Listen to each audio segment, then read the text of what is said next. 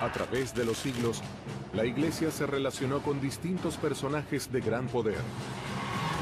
Nella storia del cristianesimo ci sono molte pagine oscure. Los profetas necesitan del político para que sus profecías se cumplan. La Iglesia Poder tuvo un rol determinante en la represión, persecución, tortura, asesinato y muerte de militantes católicos que le molestaban.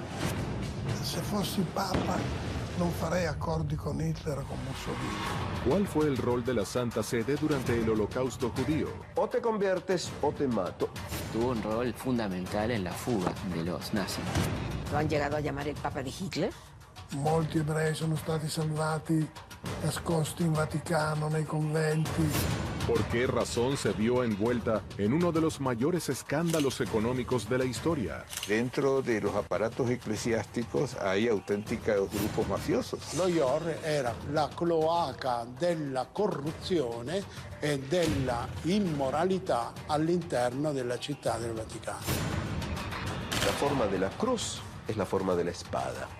Jesús ha dicho muy claro que la espada no es la manera.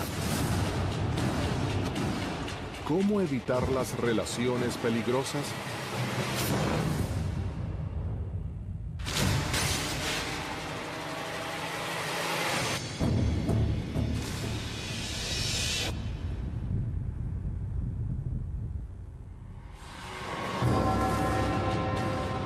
A través de su historia, la Iglesia mantuvo vínculos políticos y económicos con diferentes líderes del mundo. Pero, ¿qué sucedió cuando esos gobernantes provocaron los hechos más sangrientos de la historia? Nella storia del cristianesimo ci sono molte pagine oscure. Pensiamo al fenomeno dell'Inquisizione, pensiamo al fenomeno dell'antisemitismo, pensiamo alle guerre di religione, pensiamo anche in tempi recenti all'appoggio che molti vescovi hanno dato ai regimi dittatoriali. En el año 1922, el italiano Benito Mussolini asumió como primer ministro y permaneció en el poder durante 20 años. ¿Qué lugar le dio a la Iglesia en su proyecto político? ¿Cuál fue la relación que entabló con el Papa Pío XI? ¿Mussolini era un hombre de fe? No era tan practicante porque él venía del socialismo, ¿no? Él había fundado un periódico socialista y era un maestro socialista y tenía una militancia socialista importante, pero después se da cuenta que la Iglesia es un elemento central en Italia, sin la que evidentemente no se puede gobernar. ¿Por qué Mussolini necesitó estar cerca de la Iglesia Católica? ¿Qué beneficios le trajo la firma del Pacto de Letrán? Vaticano es el nombre de una de las 7 colinas tradicionales de Roma. Es decir, nuevamente, el Estado del Vaticano nace recién en 1929 en el concordato que va a tener el Papa con el régimen de Mussolini. Obviamente, la alianza entre lo religioso y lo político es lo que permite que se operativice lo que los jerarcas de las religiones y de las iglesias dicen. Y por eso es una alianza inevitable. Hay resarcimiento económico muy importante y a cambio de lo cual la Iglesia concede a Mussolini el apoyo político, que los sacerdotes no se puedan meter en política y el patronato, esto es que la Iglesia presenta a Mussolini candidatos a sitiales episcopales y Mussolini decide quiénes van a ser los obispos de cada una de las regiones de Italia y por supuesto el de Roma también, ¿no? Questo che mi scandalizza è tuttavia spesso comprensibile con la prudenza umana che cerca di evitare scontri troppo duri con i regimi politici esistenti. Se fossi Papa non farei accordi con Hitler o con Mussolini, per esempio, ma tuttavia non mi sento di condannarli così duramente perché ci sono delle circostanze che limitano la colpevolezza di questa loro scelta. ¿Qué consecuencias tuvo la firma del Pacto de Letrán? Tuvo la consecuencia de que Mussolini gana el apoyo de este poderosísimo, de esa cuestión tan poderosa del poder terrenal y espiritual de la Iglesia, ¿no? O sea, sin ser molestado ni cuestionado en absoluto, y la Iglesia es una parte importante del esquema de poder del fascismo, ¿no? El régimen fascista es un régimen muy importante porque es el gran maestro de Hitler. ¿Por qué muchos historiadores atribuyen a la Iglesia Católica el origen del antisemitismo? Desde el punto de vista cristiano, según el Nuevo Testamento, los judíos son deicidas, son asesinos de Dios. Fueron las iglesias cristianas, en plural, las que llevaron el odio a los judíos a todos los rincones de la tierra, incluso en lugares en los que jamás pisó un judío. A lo largo de toda la historia, las iglesias hablaban de, sobre todo en Pascua, ¿sí? Dios es amor, Dios tomó carne en su Hijo que fue sacrificado Jesús, punto y aparte, los judíos mataron a Jesús. No hay que ser muy psicólogo para entender que una educación así lleva al odio a los judíos. Hitler era católico. Hitler fue acólito, monaguillo. Hitler intentó entrar al seminario. Hitler quiso ser sacerdote católico. ¿Cuál fue el vínculo que Adolf Hitler tuvo con la religión católica y con los referentes de la Iglesia? Tiene, por supuesto, como va a pasar con todos los poderosos, buenos vínculos con algunos católicos y buenos vínculos con algunos jefes protestantes porque sabe que le conviene y a la vez siempre hay gente dispuesta a hacer lo peor, ¿no? Aún en nombre de la religión. En 1939 murió el Papa Pío XI y su lugar fue ocupado por Pío XII. ¿Qué papel desempeñó la Iglesia durante el nazismo? ¿Qué rol tuvo Pío XII durante el Holocausto? Papa Pío XII es un papa, yo creo que de los peores papas que ha tenido la historia, ¿no? De los más sospechados. Tuvo mucho que ver con, por lo menos, si no el apoyo explícito, una condescendencia muy importante con los regímenes fascista y nazi. ¿Conocía Pío XII lo que sucedía en los campos de concentración nazis? Había dos problemas. Uno, que la Iglesia Católica tiene como estrategia aceptar las peores condiciones y seguir con su trabajo pensando a largo plazo. Entonces, en ese sentido, firmó el concordato en que prácticamente se comprometía, subordinaba a la Iglesia Católica al Tercer Reich, era muy claro. Debe haber conocido la existencia de los campos de concentración y, bueno, era testigo de lo que se hacía con el pueblo judío.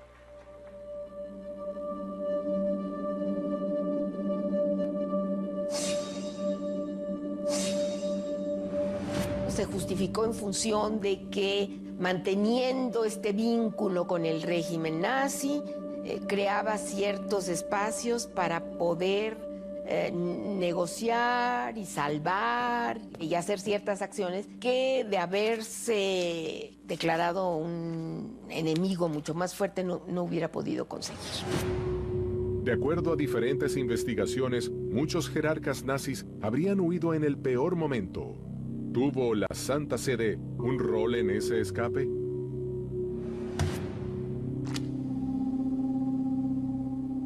Y tuvo un rol fundamental en la fuga de los nazis, ¿no? Estamos hablando entre 1943, 44 y sobre todo 45, con la fuga de los principales jerarcas del nazismo a través de la Cruz Roja, la CIA, parte de la inteligencia británica y sobre todo el Vaticano, que operaba como cobertura, mandándolos en principio a Portugal y a España, muchos a la Argentina, a Brasil, Paraguay y Chile, y por supuesto a los Estados Unidos, cosa que se dice poco. Hubo gente que llegó a países de Sudamérica con pasaporte del Vaticano. O sea, que eran criminales de guerra nazis. O gente que estaba muy comprometida con el nazismo, llegó con pasaporte vaticano. Hay que ser muy cuidadosos y transparentes cuando se hacen ya acuerdos escritos, convenios con los gobiernos, porque la historia es maestra y hay que recordar la experiencia del vínculo de la Iglesia Católica con el nazismo. Le cose che mi scandalizzano di più talvolta nella storia dei papi è il fatto che certi papi sono stati troppo amici di dittatori, capi di Stato sanguinari. Hay que mantener cierta distancia porque de alguna manera un estrecho acercamiento con los poderes políticos puede provocar corrupción. acrecienta los temores, las tentaciones de la corrupción. ¿Podría la Iglesia haber intervenido más durante el nazismo? ¿O hizo todo lo que pudo? El Papa Pío XII lo han llegado a llamar el Papa de Hitler, porque se critica que no fue suficientemente capaz de enfrentar de una manera más vigorosa al nazismo. El Papa, como figura representativa de la Iglesia Católica, estaba en Roma, que estaba dentro del área controlado por los alemanes, y evidentemente trató de manejar la cosa en la forma más diplomática que podía. El Papa Pío XII en este momento está siendo sujeto de una especie como de juicio histórico. Encuentras libros que están a favor de que el Papa defendió a los judíos, que el Papa estuvo contra Hitler, y otros que están en contra. Como es una guerra, las istituzioni non pueden ser o blanco o nero. Forse la Chiesa avrebbe potuto fare di più, perché essendo un ente multinazionale così diffuso nel mondo, forse avrebbe potuto esercitare un'autorità più franca contro Hitler, contro il nazismo. Non l'ha fatto. I compromessi che la Chiesa ha fatto con il nazismo, per esempio, anche col fascismo in Italia, sono spiegati, non giustificati ovviamente, ma spiegati con ragioni di prudenza. La realidad siempre es imperfecta y perturbadora. ¿Por qué no aceptar que hubo ambigüedad por parte de la Iglesia? Yo no cuestionaría a Pío XII porque haya tenido ciertos detalles o ciertas aperturas o ciertos discursos, pero tampoco podemos ser tan tajantes en un juicio histórico. ¿Tuvo toda la institución eclesiástica esta misma actitud prudente? Para entender la Iglesia Católica hay que entender que una cosa es el Papa y otra cosa son las iglesias particulares. No se puede pensar en la Iglesia como un bloque. Para algunos historiadores, la Iglesia utilizó el silencio como una estrategia, ya que denunciar los hechos habría provocado mayores represalias. Si se hacía muy público, esto se sabe documentalmente, se podían llegar a tomar, y de hecho se tomaron represalias en otros campos de concentración. Avendo da fare con un regime duro come quello di Hitler, avevano ragione di aver paura, per esempio.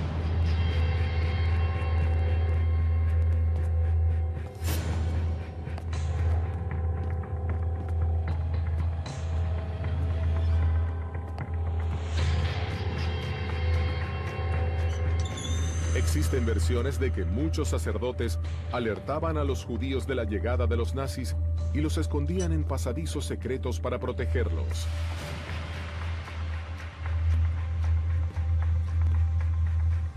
Durante tutto il periodo nazista, molti ebrei sono stati salvati, nascosti in Vaticano, nei conventi. Que se podría haber hecho mucho más, seguro, pero creo que no hay que ocuparse o ubicarse en ninguno de los dos extremos. ¿Hay hechos concretos que den cuenta de la ayuda de la Iglesia a los perseguidos? La Iglesia Católica polaca estaba confrontada con los nazis y participó de la resistencia, lo mismo otros sectores de la Iglesia Católica, ¿no? Se si va a Gerusalemme, al cimitero ebraico, alla celebrazione dell'Olocausto, eccetera, ci sono dei giusti cristiani cattolici che hanno aiutato gli ebrei.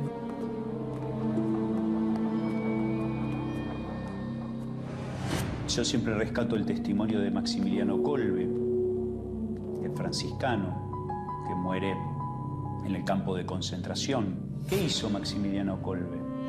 Cuando se había escapado uno del campo de concentración, vino la razzia, numeraban cada 10, tocó un padre de familia. Maximiliano Kolbe le pidió al jefe: yo tomo su lugar porque él es un hombre casado y tiene hijos. El jefe accede a la petición y Maximiliano Kolbe toma su lugar. Il concetto di carità che la Chiesa ha sempre cercato di praticare, che molti ecclesiastici, molti credenti hanno sempre cercato di praticare, ha limitato anche i danni dei compromessi. Distintas voces se alzan a favor y en contra del papel que la Iglesia desempeñó durante la Segunda Guerra Mundial. Pero no fueron estos hechos los únicos por los que ha sido cuestionada. ¿Cuáles fueron los vínculos de la Iglesia con el poder económico? ¿Qué relaciones peligrosas pusieron en jaque la estabilidad de la curia romana? ¿Cómo condicionan las mafias la labor de la Iglesia?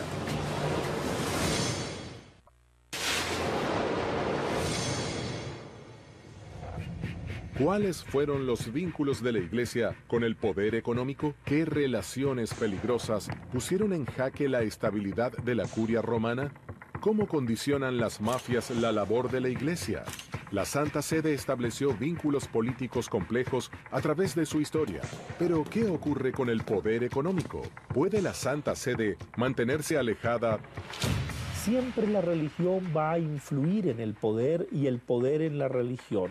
Uno y otro está intersectado y siempre los profetas necesitan del político para que sus profecías se cumplan. ¿De qué manera la curia puede evitar los hechos de corrupción que pueden surgir en su interior? Dentro de los aparatos eclesiásticos hay auténticos grupos mafiosos y entonces esos grupos mafiosos están coaligados con lavado de dinero y auténticos delincuentes. Hay que entender que por un lado hay mafias y por otro lado también hay gente decente y esa gente decente siente que tiene un compromiso y un interés por rescatar la iglesia, ¿no?, de estos otros mafiosos. En el inicio del pontificado del Papa Juan Pablo I ocurrió uno de los escándalos financieros más resonantes de la historia. È un fatto che la Chiesa abbia avuto interessi enormi sia nel Banco Ambrosiano con Calvi sia nella banca di Sindona e che per fare soldi si sia alleata con personaggi che avevano a fare con la mafia. Michele Sindona fue un comerciante que estableció relaciones con algunos miembros del Vaticano.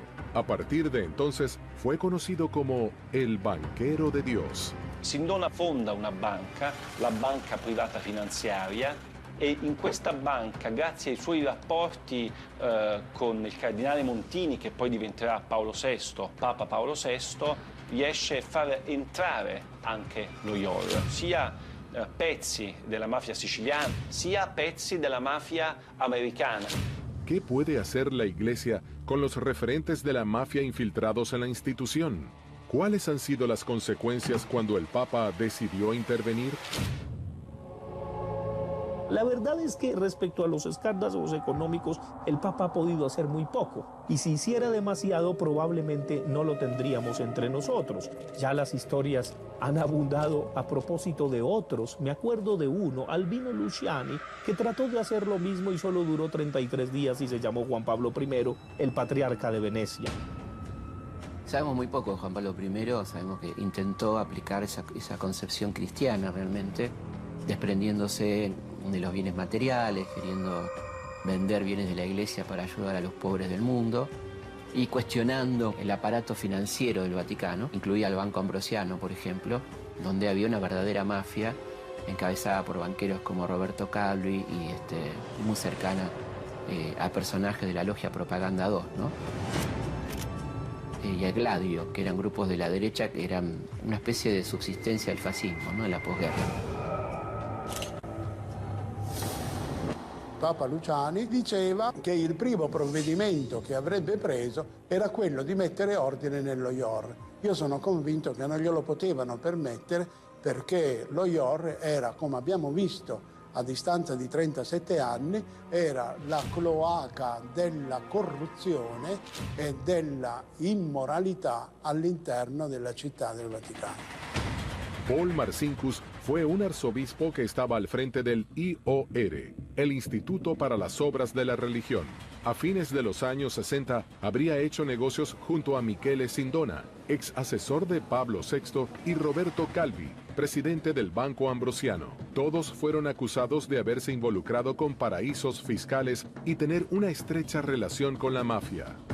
L'Istituto per le Opere di Religione è la banca del Vaticano che controlla soprattutto, sono 5-6 miliardi di euro di patrimonio finanziario, soprattutto i soldi dei clienti.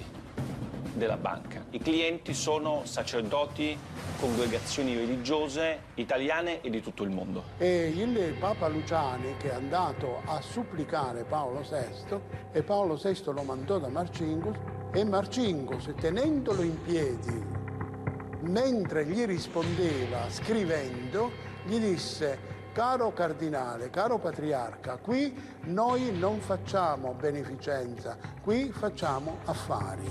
Era il presidente dello IOR. Il problema è che lo IOR nel corso dei decenni è finito in tantissimi scandali, perché all'interno dello IOR hanno riciclato denaro i mafiosi, hanno riciclato denaro politici, imprenditori, tutte persone che non avevano alcun diritto, secondo le leggi del Vaticano, di avere i soldi allo IOR. Monsignor Marcinkus, che all'epoca era il capo dello IOR, perché Marcinkus aveva comprato con il Banco Ambrosiano di Calvi, aveva comprato tutte le banche popolari venete, che erano quelle che finanziavano i piccoli imprenditori, le imprese di famiglia, i contadini, i pescatori, che dava dei prestiti basati sulla parola. Eliminando questo circuito, diciamo, di base, creò la premessa per la rovina dell'economia veneta. Incredibilmente, per 20 anni lo IOR è stato in mano a personaggi che per fare affari, diciamo, non rispettavano, se ne fregavano delle parole del Vangelo. A un certo punto questa cavalcata si interrompe quando si scopre che la banca di Sindona ha dei rossi spaventosi. Algunos de los protagonistas de este escándalo murieron en condiciones que despertaron sospechas. Michele Sindona habría sido envenenado. Y Roberto Calvi fue hallado sin vida bajo un puente en la ciudad de Londres. La figura di Papa Luciani, Papa Giovanni Paolo I, è da una parte un mistero, dall'altro un errore della storia. Questo Papa, che era abbastanza, come dire, malato, ma era deciso ad intervenire sullo IOR, a mio parere è stato ucciso. È chiaro che quello che in quei 33 giorni Giovanni Paolo I ha detto, ossia di voler fare una trasparenza maggiore sull'istituto delle opere di religione, in cui il dominus assoluto era Marcinkus, ricordiamolo, ha fatto immaginare che qualcuno potesse non amarlo particolarmente. Da questo al fatto che Papa Luciani sia stato ucciso ce ne passa moltissimo. Ad oggi non ci sono prove per dire che ci sia stato un omicidio.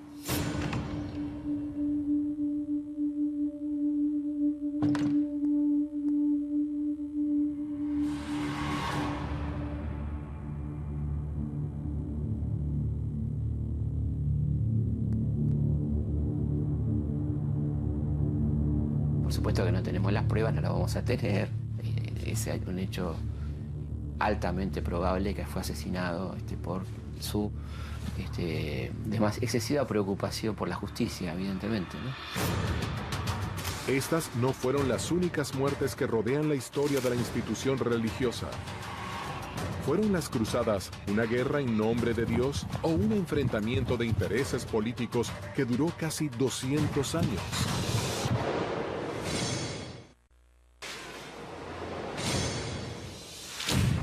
En el siglo XI se iniciaron oficialmente las cruzadas, uno de los episodios bélicos más cruentos de la historia de la Iglesia.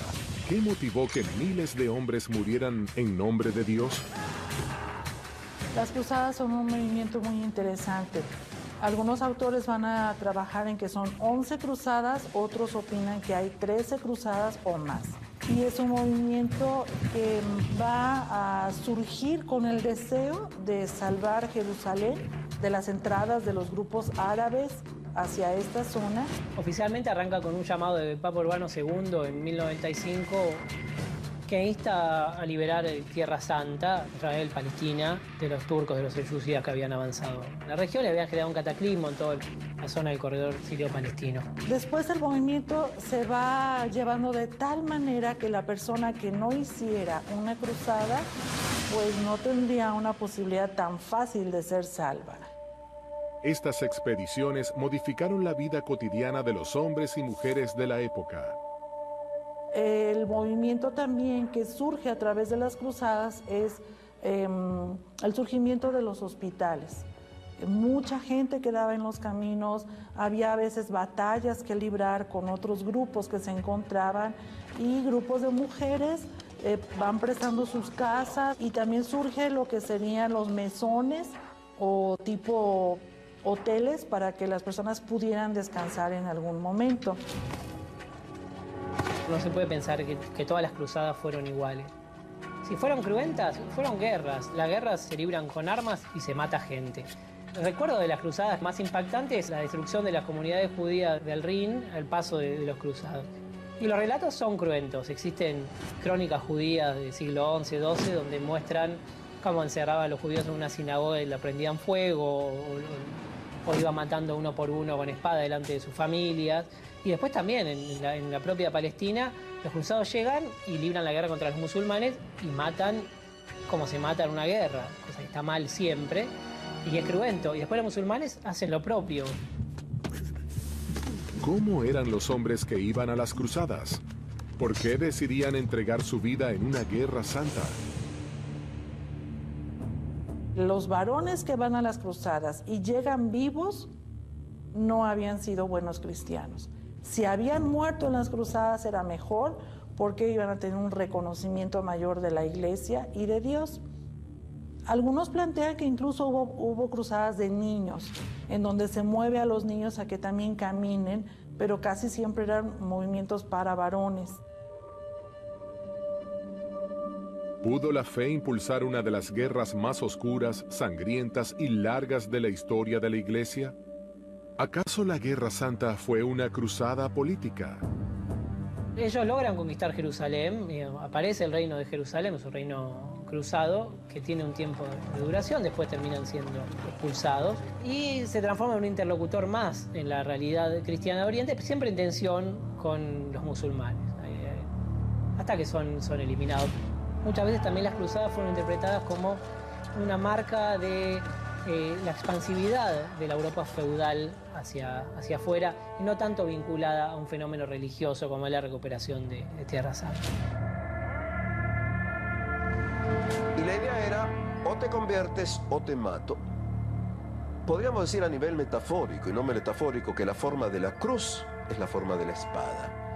Y de esta manera se llevó el cristianismo a todo tipo de rincones en la historia. Es muy importante decir que no fueron guerras de religiones, fueron guerras políticas. Y hay que, incluso si la motivación era religiosa, en última instancia la guerra misma tenía razones políticas y de balance of power, ¿no? De balanzamiento de potencias en el Mediterráneo. Porque Jesús ha dicho muy claro que la espada no es la manera de sacar adelante la religión. Él mismo ha muerto, ha dejado que le mataran. Entonces no puede haber ninguna razón religiosa, cristiana, por hacer una guerra. La Iglesia Católica se manifiesta en contra de las guerras y a favor de dar amor. Sin embargo, constantemente deben enfrentar críticas sobre un supuesto rol o falta de acción frente a grandes tragedias. América Latina sufrió una de las dictaduras más cruentas de la historia. ¿Pudo la institución denunciar los hechos? ¿Cuál fue el rol del Papa Francisco durante la dictadura argentina?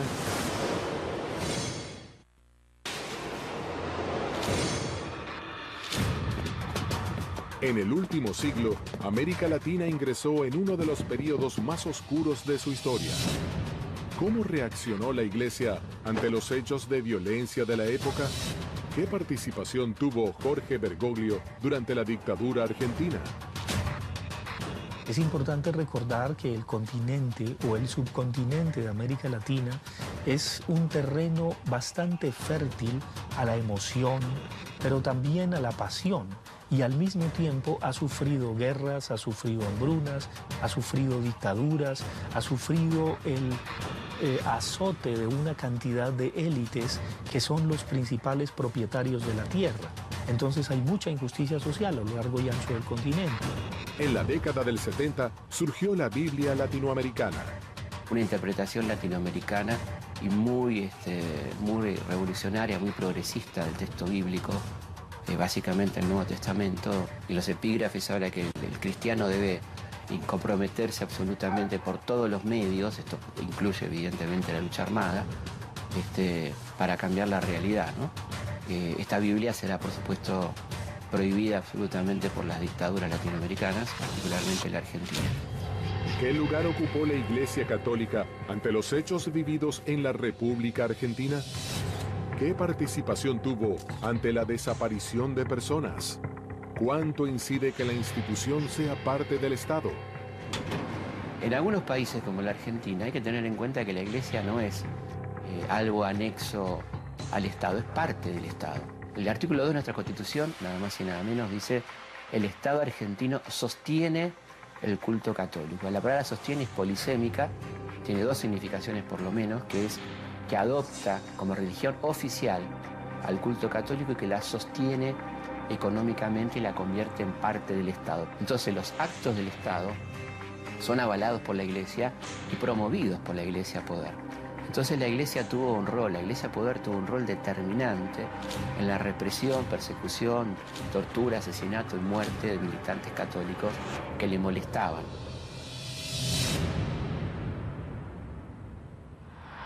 Cuando el 13 de marzo del año 2013 el cardenal Bergoglio se convirtió en Papa Francisco, hubo diversas reacciones en su propio país.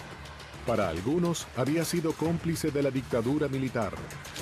Nell'Argentina, per esempio, Bergoglio faceva parte di una minoranza di vescovi che aiutavano i perseguitati politici, ma molti vescovi silenziosamente hanno appoggiato la dittatura in Argentina.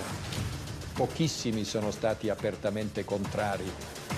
Un tiempo más tarde, los rumores se calmaron e incluso se llegó a reivindicar la figura de Francisco como uno de los pocos que ayudaron a los perseguidos políticos. Sin embargo, eso no incluyó al grueso de la Iglesia argentina, que hizo un reconocimiento público de su participación en la dictadura. E nel 2000 proprio il presidente della conferenza episcopale argentina, Monsignor Carlich, ha chiesto perdono perché c'è stato indulgenza verso il totalitarismo. ¿Acaso este vínculo de la Iglesia con el poder político-económico influyó en el alejamiento de los fieles? La Iglesia Católica ha perdido fieles porque en un momento o en algunos países ha perdido contacto con las personas. Se ha unido con poderes políticos, ha visto solamente por sus propios intereses y ha dejado de ver a las personas que verdaderamente están sufriendo, ha excluido a personajes, ha excluido a hombres y mujeres que piensan de manera diferente. Uno de los problemas a los que se enfrenta la cristiandad en las últimas décadas es cómo se va reduciendo el número de cristianos. Entonces, esto para muchos en la Iglesia es altamente doloroso. El mecanismo que utilizan los fieles para someterse casi siempre es la ignorancia. La ignorancia quita poder. El saber da poder. Si los fieles supieran mucho de la historia de su propia religión, supieran historia de la teología, historia de las iglesias, supieran el daño que genera la violencia, la culpa, muchos de ellos dejarían de seguir a las iglesias. Creo que la negación es uno de los mecanismos que se utiliza cuando ya se sabe. ¿Tuvo en cuenta la Iglesia las críticas de sus detractores? ¿Qué mirada renovadora intentó la Iglesia? ¿Qué gestos tuvo la Santa Sede después del Holocausto? ¿Cuál fue la postura de la Iglesia ante los acontecimientos que pusieron en jaque la estabilidad de la institución? ¿Será el mensaje de Francisco el punto de partida para lograr que muchos hechos de violencia no se vuelvan a producir? ¿Logrará evitar que la historia se repita?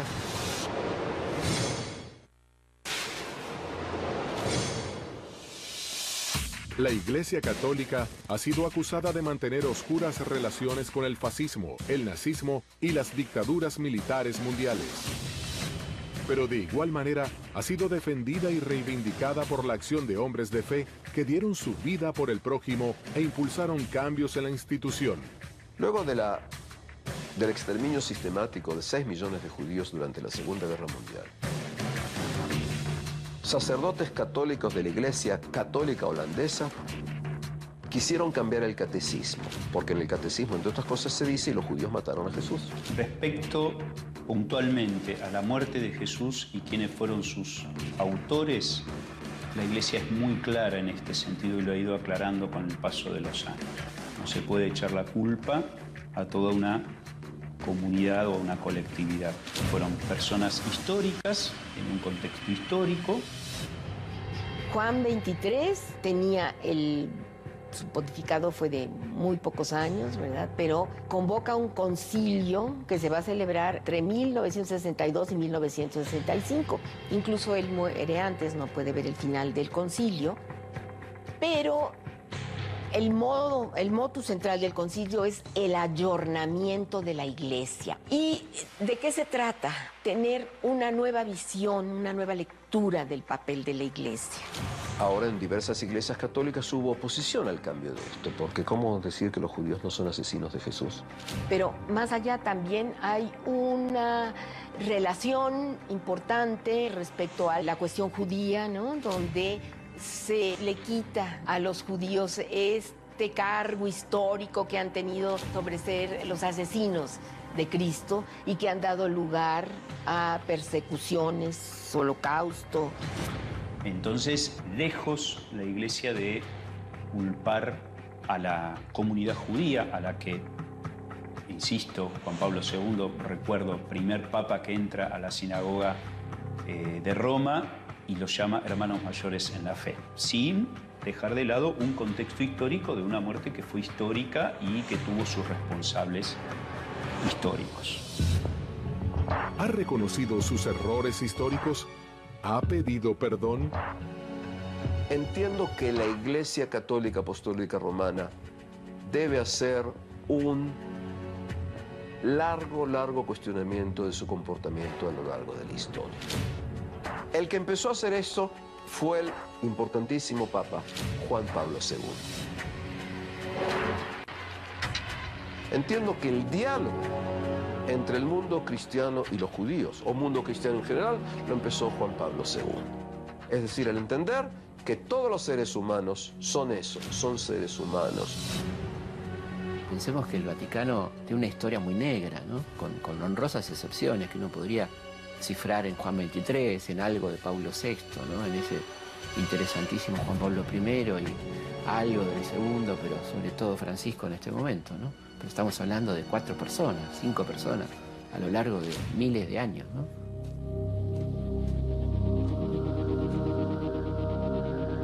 La crudeltà non è finita in Auschwitz, in Birkenau.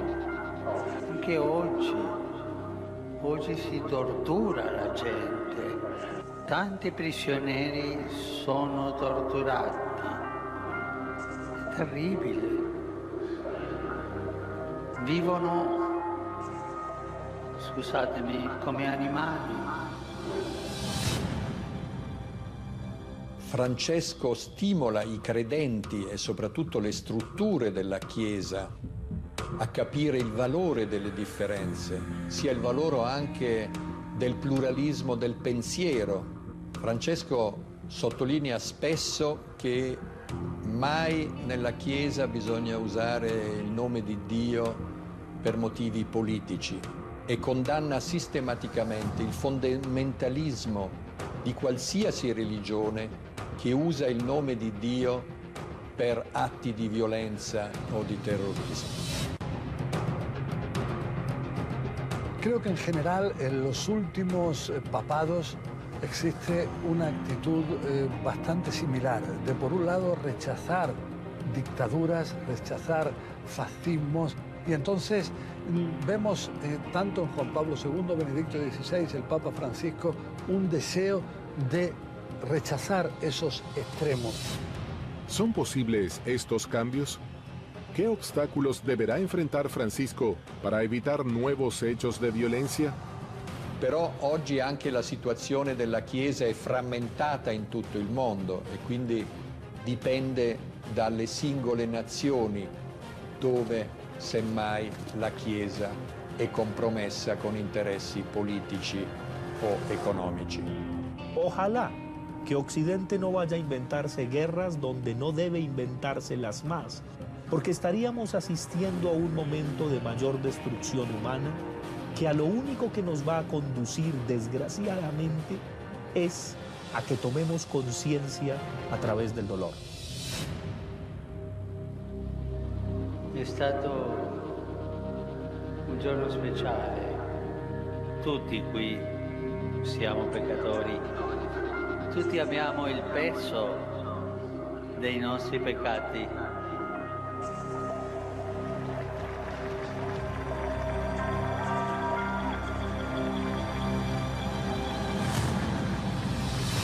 ¿Cuál será el lugar que ocupará la Iglesia en el futuro? ¿Se vinculará con los poderes políticos y económicos mundiales? ¿Cómo intervendrá la Iglesia en los hechos históricos que se avecinan? ¿Cuál será su postura ante las decisiones de los líderes del mundo?